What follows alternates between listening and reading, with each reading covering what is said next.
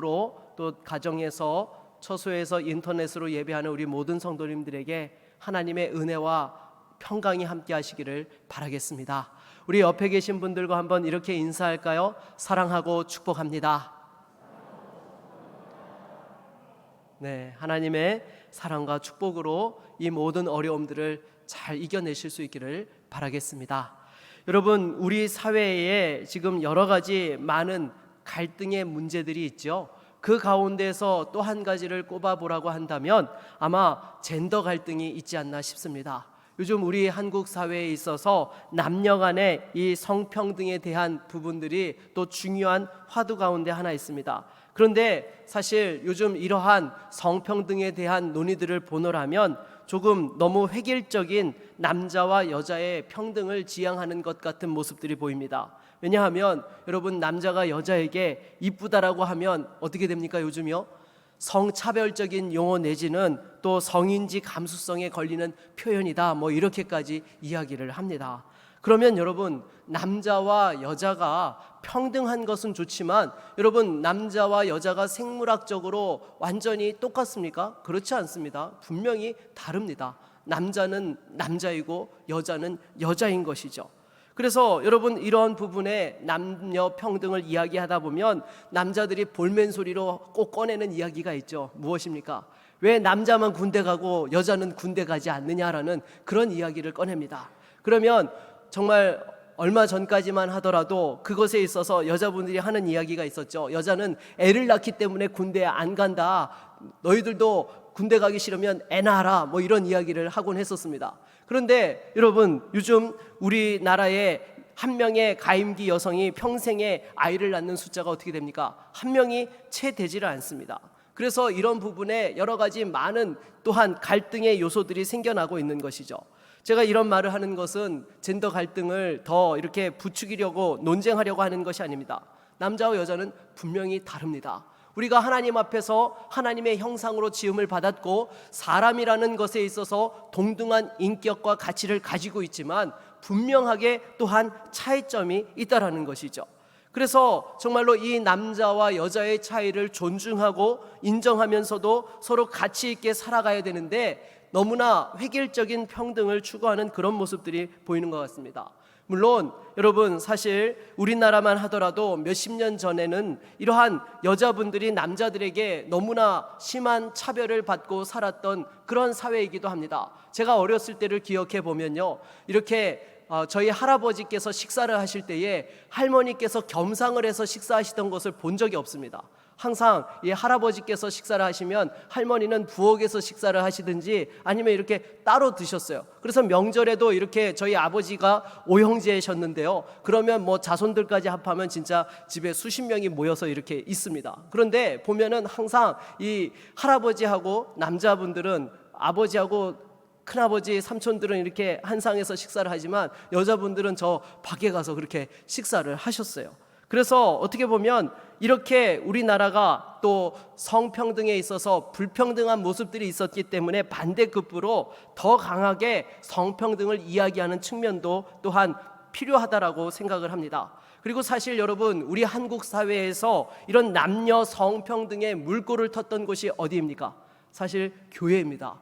우리 한국 사회에 있어서 복음이 들어오면서 남녀 간의 이 평등의 물꼬를 트게 되었던 것이죠. 그래서 여러분, 교회에서 남자와 여자가 함께 예배를 드리게 되었고요, 또 함께 하나님의 말씀을 배우게 되었고, 또 정말로 선교사님들이 이 땅에 오셔서 또 여성들에게 학문을 가르치고 배움의 기회들을 허락하면서 이 여자분들이 또한 차별받는 그러한 시대 속에서 다시금 하나님께서 세우신 그 하나님의 그 가치와 또한 그 존중됨을 회복하기 시작하였던 것입니다. 그리고 우리나라에서 또한 이러한 여자분들의 사회 진출이 적극적으로 변화되어지게 되어진 시기가 언제였습니까? 바로 1997년, 98년 어간에 있었던 그 IMF를 통해서이지 않나 싶습니다. 가장들이 실직을 하고 먹고 살 수 있는 그러한 수단이 없을 때에 여자분들이 어쩔 수 없이 밖에 나가서 일하기 시작하면서 어떻게 보면 한국 사회에 많은 변화들을 가져오게 된 것이죠. 그래서 지금 우리가 살아가고 있는 이 시대는 남녀 평등에 있어서 좀 더 성숙하고 또 함께 하나님이 지으신 가치를 따라서 서로를 존중하며 세워져 가야 되는 성숙한 시기로 들어서야 되는 그러한 국면에 도달해 있는 것입니다. 그렇다면 여러분, 성경은 이러한 남녀 성평등에 대하여서 어떻게 말씀하는지 오늘 본문을 통하여서 우리가 같이 살펴보기를 원합니다. 먼저 오늘 우리가 같이 읽은 본문은요, 사실 성경의 여러 본문들 가운데 어렵고 힘든 본문 가운데 하나입니다. 왜냐하면 지금 고린도 교회에서 문제가 되고 있는 것이 정확하게 무엇인지를 충분히 알려주고 있지 않기 때문이고요, 또 그것을 파악한다 하더라도 2000년이 지난 시점에 오늘날 현실에 이것을 어떻게 적용해야 되느냐라는 문제에 있어서 사실 많이 난해하기 때문입니다. 그렇다면 여러분, 먼저 이 고린도 교회에 있었던 문제가 무엇인지를 같이 살펴보도록 하겠습니다. 4절로 5절 말씀을 같이 한번 읽어보도록 하겠습니다. 무릇 남자로서 머리에 무엇을 쓰고 기도나 예언을 하는 자는 그 머리를 욕되게 하는 것이요, 무릇 여자로서 머리에 쓴 것을 벗고 기도나 예언을 하는 자는 그 머리를 욕되게 하는 것이니 이는 머리를 민 것과 다름이 없음이라. 아멘. 여러분, 일단 이 구절을 통해서 우리가 알 수 있는 바가 무엇입니까? 고린도 교회의 성도들이 예배할 때에 여자들이 머리에 무엇인가를 써야 되느냐 말아야 되느냐 문제로 지금 이렇게 문제가 있었던 것임을 알 수 있습니다. 당장에 여러분, 이슬람 문화권에만 가보더라도 어떻습니까? 여자분들이 머리에 천을 두르고 다닙니다. 그리고 좀 더 엄격한 이슬람 문화권에서는 여자들이 이렇게 몸을 천으로 다 뚫뚫 감고 눈만 빼꼼히 내놓고 다니죠. 그래가지고 그것을 하지 않으면은 정숙한 여인이 아니다, 그렇게 해야지만 정숙한 여인이라고 그렇게 문화적으로 여겨지고 있습니다. 마찬가지로 오늘 본문의 고린도 사회에서도 그런 문화가 존재했던 것이죠. 정숙한 여인은 머리에 이렇게 무엇인가를 쓰고 다녔던 것입니다. 그러면 당시 고린도 사회에서 머리에 아무것도 쓰지 않고 다녔던 그런 여자들은 어떤 여자들이었을까요? 첫 번째로는 아프로디테 신전의 여사제들이었습니다. 이들은 머리에 아무것도 쓰지 않고 짧게 자르고 그렇게 또한 다녔는데요, 이들은 여사제이자 동시에 창녀들이었죠. 그리고 두 번째는 고급 관리의 내연녀들이 머리에 아무것도 쓰지 않고 다녔습니다. 그리고 세 번째는 여자 제수들과 가늠하다 걸린 여자들이 있었습니다. 이들은 아예 머리를 밀어버렸죠. 왜냐하면 다시는 죄를 짓지 못하도록 수치심을 주어서 그와 같이 하지 못하게 하기 위해서 머리를 다 밀어버리게 하였던 것입니다. 이러니 정숙한 여자들은 머리에 아무것도 쓰지 않고 집 바깥을 나간다라는 것을 상상도 할 수 없는 그러한 사회적 분위기가 있었던 것입니다. 그러면 왜 고린도 교회의 여자들은, 자매들은 예배 시에 아무것도 머리에 쓰지 않았던 것일까요? 여러분, 2절 말씀을 같이 한번 읽어볼까요? 2절입니다. 너희가 모든 일에 나를 기억하고 또 내가 너희에게 전하여 준 대로 그 전통을 지킴으로 너희를 칭찬하노라. 아멘. 여러분, 바울이 이들에게 전해준 그 전통이 무엇일까요?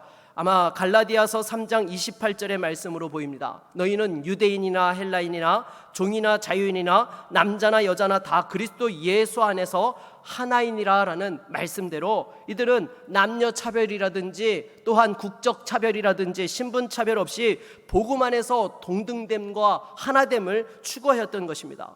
여러분, 사실 이것은 엄청난 변화이죠. 당시에 유대인 회당만 하더라도요, 여자가 그 회당의 모임에 참석하는 것이 허락되지 않았던 것입니다. 그런데 예수 그리스도의 복음 안에서 고린도 사회에 어떤 변화가 일어났어요?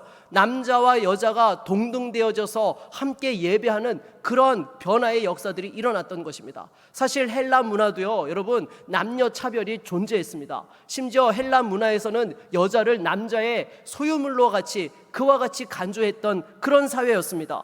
그런데 이런 사회 속에서 여러분, 정말로 이 여자분들에게 인격적인 대우와 또 가치들이 존중받기 시작했던 것입니다. 남자와 여자에 대한 인식이 달라지고 또 고린도 교회에서는 그 복음 안에서의 자유를 통하여서 여자들도 남자들처럼 머리에 쓰지 않고 예배하기 시작했던 것입니다. 하지만 여러분, 이렇게 머리에 아무것도 쓰지 않고 예배하다 보니까 어떤 일들이 발생하게 되었습니까? 첫 번째는 쓸데없는 오해가 생겨났던 것입니다. 무엇인가 하면 여러분, 기존 고린도 교회 성도들은 복음이 가지고 있는 능력을 경험을 했어요. 그래서 헬라인이나 유대인이나 남자나 여자나 또 종이나 상전이나 관계없이 다 복음 안에서 평등되고 하나됨을 경험하였기 때문에 그런 것에 대해서 개의치를 않았습니다. 하지만 처음 예수 믿고자 전도되어서 교회 예배에 참여했던 사람들은 어떠했겠습니까? 문화 충격이었던 거예요. 아니, 교회에 갔더니 정숙한 여자는 하나도 안 보이고 문란한 여자들만 와서 앉아있네. 이런 곳에서 어떻게 예배를 하지? 그러한 쓸데없는 오해들이 생겨났던 것이죠. 그리고 두 번째는 예배에 집중하는 것에 방해받는 일들이 일어났던 것입니다. 왜냐하면 여러분, 우리는 예배 드릴 때에 어떻게 합니까? 다 자리에 앉아서 정숙하게 예배를 드립니다. 여러분, 그렇지 않습니까? 우리가 처음 예배 시작할 때만 이렇게 일어서서 임내송을 할 때에 하나님 앞에 영광 돌리기 위해서 우리가 일어서서 예배하지만 그 이후에는 다 앉아서 가만히 이 열을 맞춰가지고 앉아서 예배를 하고 있습니다. 그런데 이 고린도 교회는 어떠했는가 하면요, 성령의 은사가 부어졌던 아주 이 강력한 예배의 그러한 부분들이 있었던 교회였던 것이죠. 그래서 오늘날에도 오순절 계통의 교회의 예배를 보게 되면 어떻습니까? 우리와 많이 차이가 있습니다. 거기는 정말 박수도 뜨겁게 치고요, 예배 시간에 여기저기서 아멘 소리 때문에 설교가 제대로 안 들리는 상황들도 발생을 하는 것이죠. 그리고 여러분, 이 예배를 드리면서 또 찬양을 하면서 손을 들고 또 춤추고 뛰면서 그렇게 예배를 합니다. 고린도 교회가 바로 그런 교회였던 것이죠. 아마 오늘날 오순절 교회보다도 더 이 예배에 열정적으로 드리는 그런 교회였을 것입니다. 그러다 보니까 여러분, 이 자매들이 머리에 아무것도 안 쓰니까 어떻게 되었겠어요? 긴 머리를 휘날렸을 것입니다. 그러니 예배를 드리러 온 형제들이 어떠했겠습니까? 설교가 귀에 들어올리 만무한 것이죠. 하나님께 집중하기가 어려웠던 것입니다. 오늘날 식으로 표현한다면 앞에서 찬양 인도를 하는데 걸그룹들이 짧은 반바지를 입고 댄스를 하면서 여러분 찬양 인도를 한다라고 생각해 보십시오. 예배 찬양에 여러분 하나님 앞에 우리가 집중이 되겠습니까? 바로 그러한 부분들이 있었던 것입니다. 그래서 사도 바울은 예배 드릴 때에 쓸데없는 오해를 한다든지 예배에 집중하는 것을 방해하는 일이 없도록 자매들에게 당시 풍습을 따라서 머리에 무엇인가를 쓰고 단정하게 예배하도록 그렇게 권면을 했던 것입니다. 그래서 여기서 우리에게 주시는 교훈이 무엇입니까? 첫 번째는 아무리 우리가 복음 안에서 자유를 누린다 하더라도 그 자유 때문에 다른 사람의 예배가 방해되어서는 안 된다라는 것입니다. 여러분, 당장에 여러분, 우리가 예배를 할 때에 한국 사회에서 예배를 드리면 목회자들이 어떻게 이 예배 인도를 합니까? 정장을 갖춰 입고 예배를 드립니다. 그래야지만 하나님 앞에서 신령과 진정으로 예배한다라고 그렇게 이 문화적으로 받아들여지기 때문인 것이죠. 하지만 열대 지역에서 사역을 하시는 그러한 교회의 목사님들이나 선교사님들을 보시면요, 이렇게 저와 같이 정장을 절대 입지 않습니다. 그냥 편한 와이셔츠 차림에 노타이 차림으로 예배를 합니다. 왜냐하면 더운 문화권에서는 이렇게 정장을 입고 예배 인도한다라는 것은 있을 수가 없는 것이죠. 와이셔츠만 입어도 그 자체로 하나님 앞에 정말 정장 차림으로써 예배한다라고 그렇게 받아들여지기 때문에 그와 같이 하는 것입니다. 그런데 여러분, 이러한 문화적인 차이를 인정하지 않고 하나님 앞에서 내가 복음 안에서 자유하니까 상관없다라고 여러분 하면 되겠습니까? 그렇지 않다라는 것입니다. 지금까지 고린도 전서를 살펴보면 또 우상의 재물을 먹는 문제에 관련해서도 어떠했습니까? 자유가 있더라도 건덕을 위해서 자유를 제한할 줄 알아야 된다라고 이렇게 또한 말했던 것처럼 우리의 예배 또한 자유가 주어졌다 하더라도 다른 사람들이 혹시라도 오해하여서 예배에 집중하지 못하고 방해받지 못하도록 그렇게 우리가 또한 예배를 드려야 된다라는 것입니다. 오늘날 우리 예배에 적용해 본다면 어떤 것이 있을까요? 예를 들면 핸드폰이 있겠죠. 여러분, 핸드폰이 없던 시절에는 예배 시간에 이 벨소리가 울린다든지 전화를 받으러 나가는 일들이 절대 없었습니다. 근데 오늘날에는 모든 사람들이 다 핸드폰을 가지고 생활을 하기 때문에 간혹 예배를 드리다 보면 여기저기서 벨소리가 날 때가 있고요. 또 심지어 이 전화를 받으러 뛰쳐나가는 모습들도 있습니다. 오죽 급하면 그렇게 하겠습니까? 나름대로 이유가 있을 것입니다. 하지만 여러분, 설교 도중에 벨이 울린다든지 또 전화를 받기 위해서 밖으로 뛰어나가면 어떻습니까? 주변 사람들이 말씀에 집중하는 것에, 예배에 집중하는 것에 회방을 받게 되는 것이죠. 그러니까 여러분, 꼭 참고하셔서 다른 이들이 예배에 방해받지 않도록 여러분 또한 그 부분들을 조심하셔서 함께 예배를 드릴 수 있는 우리 모두가 될 수 있기를 바라겠습니다. 네, 그래서 여러분 항상 이 예배할 때는요, 핸드폰을 꺼두시든지 항상 이 무음으로 이렇게 돌려놓으실 수 있기를 바라겠습니다. 그리고 또 한 가지 더 생각해 본다면 예배에 집중하지 않는 태도가 있을 것입니다. 여러분, 당장에 공부 잘하는 학교에 가보면요, 여러분 학생들이 수업 시간이든지 자습 시간이든지 어떠한 모습들을 보입니까? 공부에 아주 열중하고 있는 모습들을 보게 되죠. 그래서 정말 열심히 공부를 합니다. 그래서 이 놀고 싶어도 어때요? 옆에 친구들이 열심히 하기 때문에 자극받아가지고 안 할래야 안 할 수가 없는 것입니다. 그런데 이 면학 분위기가 좋지 않는 학교에 가게 되면 어떻습니까? 수업 시간에도 난장판이고 여기저기서 떠들고 잠자고 뭐 공부 제대로 하는 학생들이 없는 것이죠. 자습 시간은 말할 것도 없고요. 여러분, 그러면 어떻게 됩니까? 당연히 공부를 잘 할 수가 없는 것입니다. 여러분, 우리의 신앙생활에서도 마찬가지입니다. 은혜가 있는 교회의 특징이 무엇입니까? 예배에 집중하는 그러한 모습들이 있는 줄로 믿습니다. 여러분, 분쟁과 다툼이 있는 교회는요, 절대로 예배에 집중하지 않아요. 건성건성 형식적으로 예배합니다. 그러니까 하나님의 말씀을 들어도 귓등으로 듣게 되는 것이고 그 말씀이 살아서 역사하지를 못하는 것이에요.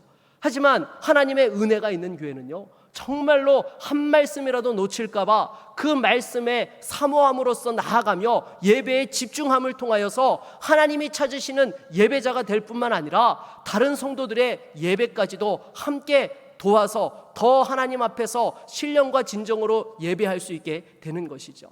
당장에 여러분 보십시오.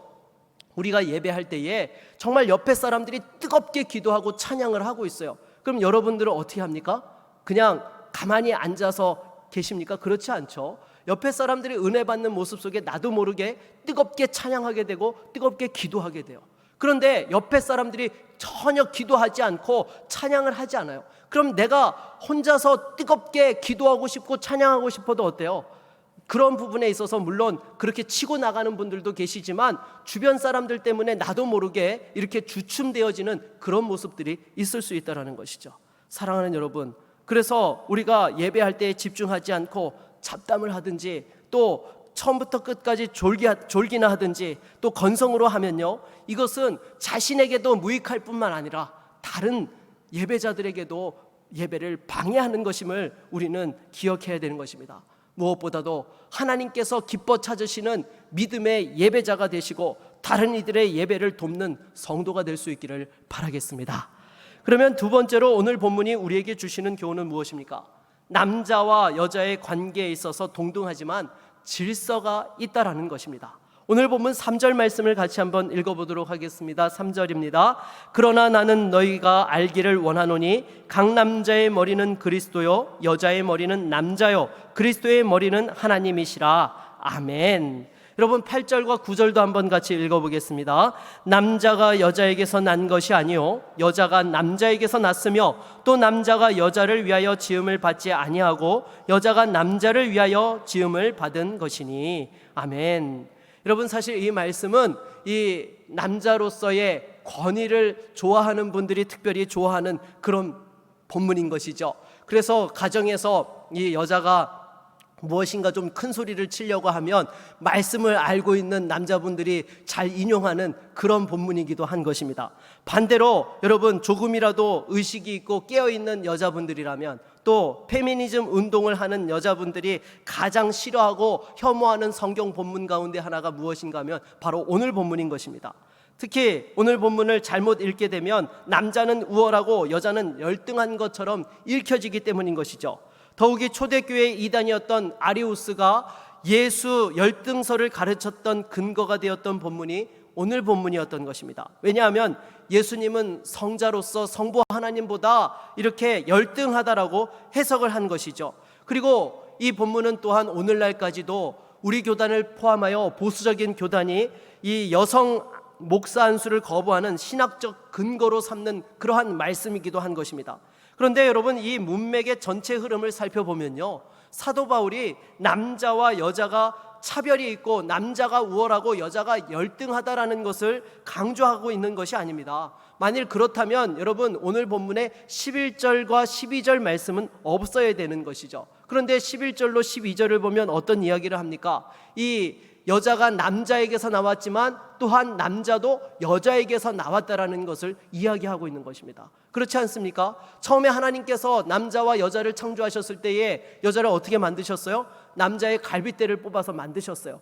그런데 그 이후로는 남자의 갈빗대를 뽑아서 여자가 태어나도록 하지 않으셨다는 거예요. 이 남자와 여자의 관계를 통하여서 여자의 몸을 통하여 남자도 태어나도록 하셨다라는 것입니다. 결국 바울이 말하고 싶은 요지는 이 남자와 여자 사이에 우월과 또한 열등을 이야기하는 것이 아니라 동등되지만 질서와 순서가 있다라는 것을 말씀하고자 한 것입니다. 당장에 성부 하나님과 성자 예수님의 관계에 있어서도 어떻습니까? 성자 예수님이 성부 하나님보다 열등한 존재이십니까? 전혀 그렇지 않습니다. 영광과 능력과 그 권위에 있어서는 성부, 성자, 성령이 동일하십니다.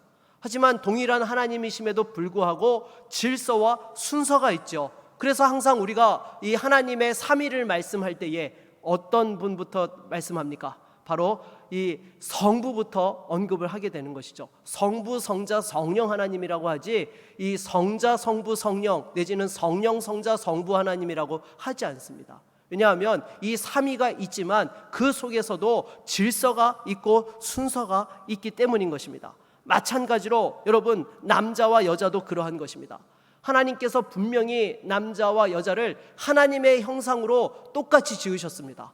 남자만 하나님의 형상이 아니라 여자도 하나님의 형상대로 지음받았습니다. 그러니까 그 인격과 또한 가치가 동등한 것이죠. 하지만 하나님께서는 남자와 여자를 지으실 때에 순서를 두셨지요. 남자와 여자를 동시에 만들어서 순간적으로 존재케 한 것이 아니라 남자를 만들고 난 이후에 여자를 만드시는 그런 순서를 두셨다라는 것입니다. 그래서 여러분, 우리가 남자와 여자가 동등한 사람이지만 또한 차이가 있고 질서가 있어야 되는 것을 우리가 이해하고 받아들여야 되는 것입니다.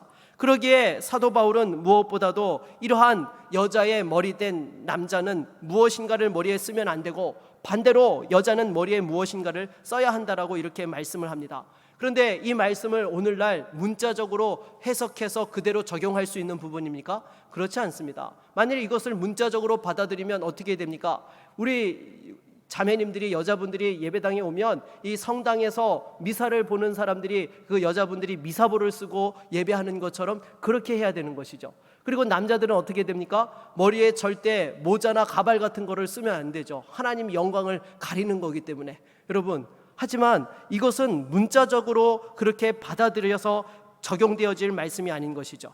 남자와 여자가 서로의 차이를 인정하면서 하나님을 예배하고 하나님 기뻐하시고 영광 받으실 수 있도록 해야 된다는 것입니다. 그러기 위해서 남자는 남자다워야 되고 여자는 여자다워야 되는 것입니다. 그것이 하나님께서 남자와 여자를 만드신 이치인 것입니다. 그러면 여러분, 왜 남자는 남자답고 여자는 여자다워야 합니까? 하나님께서 사람을 지으셨을 때에 그 남녀의 차이를 통하여서 서로의 그 연약한 부분들을 보완하고 합력하여서 장점을 살릴 수 있도록 그렇게 만드셨기 때문인 것이죠. 그래서 당장에 남자들을 보게 되면 어떻습니까? 여자분보다 이 지도를 본다든지 큰 그림 보는 일을 잘합니다. 그래서 이 남자들은요, 또 이렇게 결단을 하는 그런 일에도 상당히 여자분들보다도 잘하는 주특기가 있습니다. 결혼을 할 때도 여러분 어떻습니까? 이 남자들은요, 여자들보다 단순합니다. 언제 결혼하자 그러면 그걸로 끝이에요. 더 이상 아무 생각을 하지 않습니다. 근데 여자분들은 어때요? 이 남자보다 섬세해요. 그래서 세심해요. 결혼할 때도 보면요, 남자는 날짜만 잡아놓고 신혼여행 어디 가고 집 사면 그걸로 땡이라고 생각을 하는데, 여자분들은 젓가락, 숟가락부터 시작해서 집에 필요한 그 세간살이를 하나하나 세밀하게 다 챙기는 것이죠. 하나님께서 지으셨을 때에 처음부터 그렇게 섬세하고 세밀한 존재로서 여자를 만드셨기 때문에 그런 것을 참 잘하는 것입니다. 그런데 여러분, 여자분들은 오히려 남자분들에 비해서 조금 연약한 부분들이 있죠. 무엇입니까? 이렇게 큰 것을 결단하는 부분에 있어서 남자들보다는 상대적으로 약한 부분들이 있습니다. 물론 그것도 역시 사람의 개인차가 있을 수는 있지만요, 대체적으로 그런 부분들이 있습니다. 남자와 여자에게 있어서 차이가 있죠.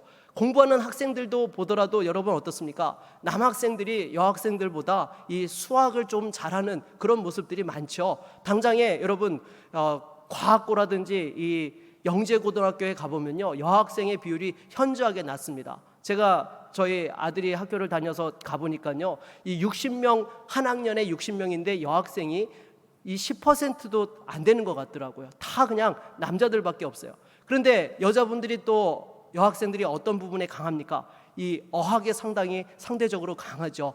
그래서 외국어 고등학교를 가보면 이 남자들보다 여학생들이 공부를 잘하는 모습들을 보게 되는 것입니다. 그래서 여러분, 하나님께서는요, 이 남자와 여자를 사람으로 지으셨지만 그런 차이점을 두고 서로 보완할 수 있도록 그렇게 만드신 것이죠. 그러나 제가 이 세상에 들어오면서 어떻게 되었습니까? 그러한 서로의 차이점을 인정하고 존중하기보다는 이성을 보면 성적인 생각을 가장 먼저 하게 된 것입니다. 그리고 심지어 이 사람들이 죄로 말미암아 타락해서 자신에게 주어진 성 정체성을 거부하고 하나님께서 지으신 그 자연의 섭리를 거부하는 일들이 일어나게 된 것이죠. 동성애를 한다든지, 또한 오늘날에는 트랜스젠더가 나오는 그런 양상까지 보이게 된 것입니다.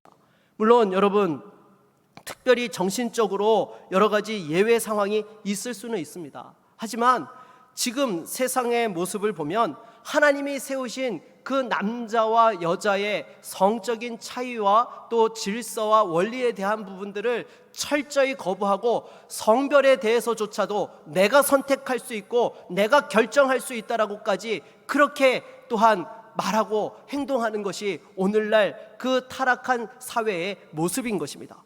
그리고 또한 결혼에 있어서도 어떻습니까? 하나님께서 남자와 여자가 서로의 친밀한 하나됨을 통해서 연약함을 채워주고 성숙해지도록 그렇게 결혼을 허락해 주셨건만, 죄로 말미암아서 이 결혼이 왜곡된 것이죠. 먼저 결혼을 육적이고 물적인 관점에서만 접근하게 된 것입니다. 그래서 남자들은 여자를 볼 때에 늘씬하고 사람들에게 자랑할 만한 대상인지 여부를 먼저 보고 선택을 합니다. 그리고 여자들은 남자가 직장에서 돈을 많이 벌어와서 자신에게 사회적인 적절한 품위를 유지할 수 있도록 해주고, 또한 내가 원하는 것을 누리게 할 수 있는지 여부로 상대를 선택하는 것이죠. 그러니까 형제들이 자매의 외모를 보고 자매들은 형제의 경제력을 보는 것입니다. 그래서 의사인지 변호사인지 사자가 들어가는지를 유심히 살펴보는 것이죠. 물론 하지만 목사는 절대로 안 찾습니다. 네. 여러분, 두 번째로는요, 이렇게 결혼이 왜곡되어지면서 어떻게 되었습니까? 분명히 하나님께서는 결혼 제도를 허락해 주실 때에 서로가 서로를 도와서 보완해서 하나님 앞에서 성숙되어지도록 결혼 제도를 허락해 주신 거예요. 그런데 오늘날에는 철저하게 자기 중심적으로 결혼 생활을 하려고 하는 것이죠. 여러분, 부부들이 왜 그렇게 많이 싸웁니까? 결국에는 상대방이 나에게 맞춰주기를 원하는 거예요. 내가 편하고 싶고 내가 조금 더 상대가 나를 잘 위해줬으면 하는 그런 마음 때문에 자기 주장을 하다가 다툼이 일어나게 되는 것입니다. 당장에 여러분, 자매들이 형제가 어떻게 해주기를 원합니까? 아내들이 남편이 밖에서 일하고 들어와가지고 아이들 키우고 집에서 여러 가지로 고생했다라고 이렇게 아내를 위로해주고, 또 설거지도 하고 그리고 청소도 하고 알아서 척척 모든 것을 다 해주기를 바랍니다. 아내의 이야기도 들어주고 말이죠. 하지만 실상은 어떻습니까? 집에 들어와서 소파에 들어 누워가지고 TV 채널을 돌리면서 핸드폰만 들여다보면서 내가 뭐 도와줄 거 있어 없어, 말해, 말만 해, 말만 하고 있습니다. 네, 절대로 도와줄 의사가 없는 것이죠. 그러니까 여러분, 이 아내들이 어떻게 합니까? 정말 그것도 알아서 못 해주냐, 양말 좀 제대로 좀 똑바로 벗어서 놔라, 뭐 하나부터 열까지 이 엄마가 아들에게 잔소리하듯이 정말 이 아내들이 또 하나의 큰 아들을 키운다는 심정으로 그렇게 살아가는 모습들을 보게 됩니다. 분명히 결혼하기 전에는 뭐라고 약속했어요? 정말 공주님 대우를 해주겠다라고 약속을 했는데 실상 결혼해서 보니까 정말 노예도 이런 노예가 없는 것입니다. 그렇다면 올바른 남녀 관계를 회복하고 부부 관계를 회복하려면 어떻게 해야 됩니까? 먼저 남자는 남자다워야 되고요, 여자는 여자다워야 되는 것입니다. 그렇다면 이 남자답다라는 것이 무엇입니까?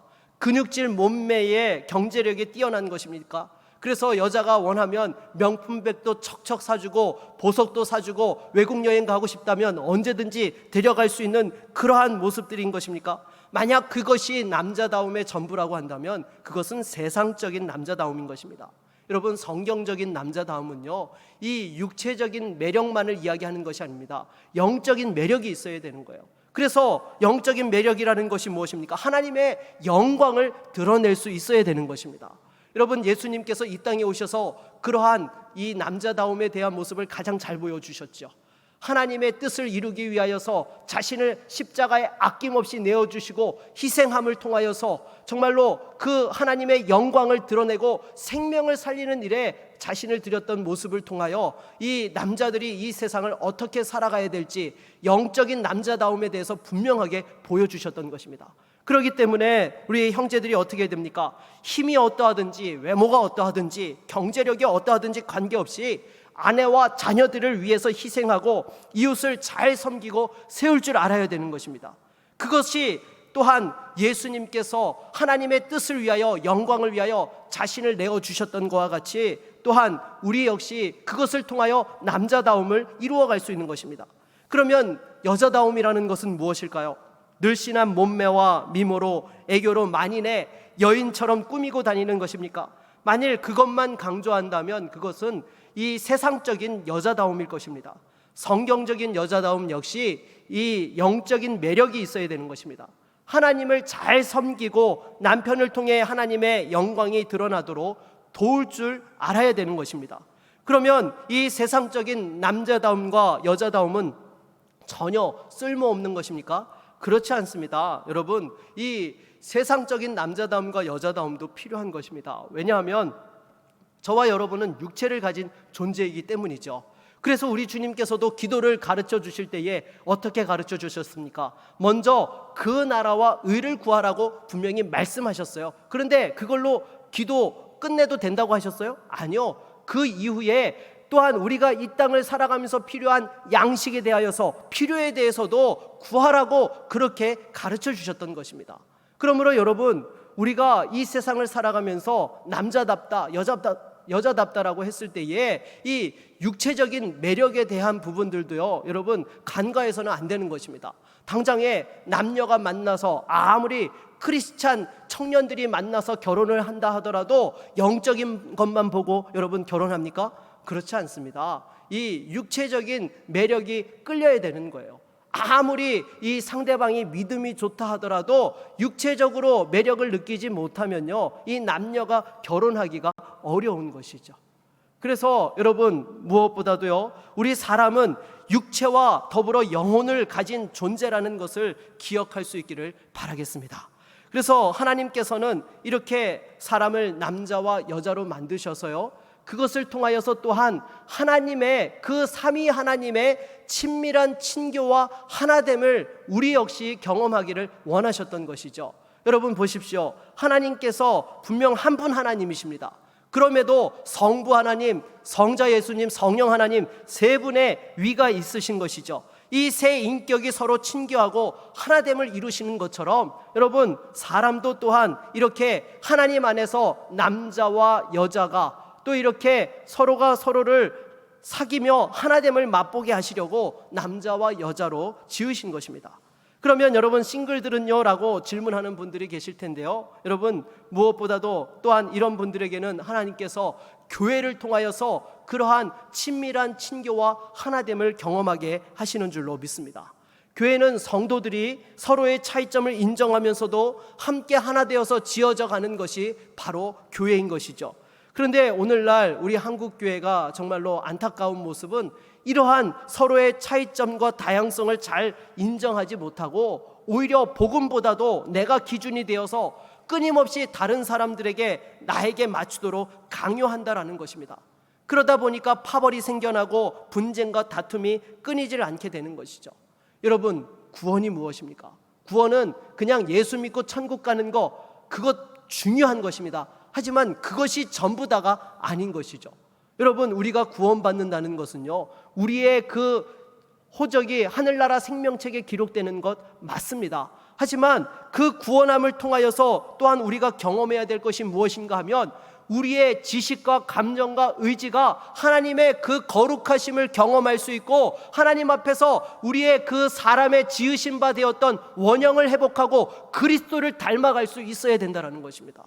여러분, 구원받은 것은요, 그냥 천국 그 생명책에 이름이 기록되는 것으로 끝나는 것이 아니에요.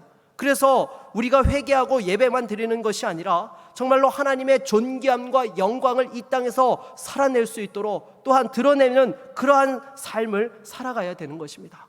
그러기에 여러분, 무엇보다도 다시 한번 복음의 본질 앞에서 하나님께서 나를 남자로 이 땅에 보내셨고 여자로 보내신 것에 대하여서 다시 한번 감사하면서 우리의 그러한 성적인 정체성을 통하여 또한 하나님의 영광을 나타내고 남자와 여자가 하나됨을 통하여서 또한 주님 안에서 귀하게 쓰임받는 은혜가 있기를 바라겠습니다.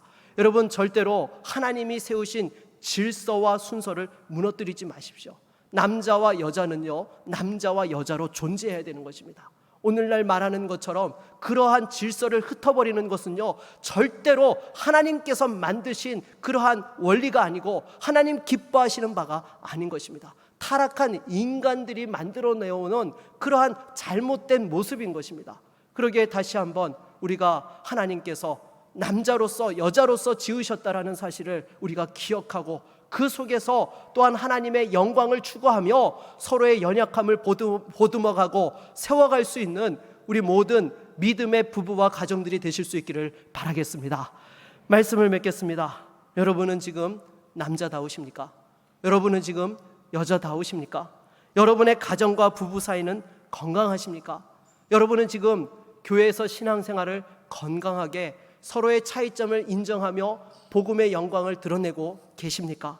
다시 한번 매 순간마다 하나님께서 우리를 지으신 그 원리, 우리를 이 땅에 허락해 주신 그것을 깨닫고 또한 우리의 자유 속에서 잘 살아갈 수 있는 우리 모두가 될 수 있기를 주의 이름으로 축원합니다. 우리 한번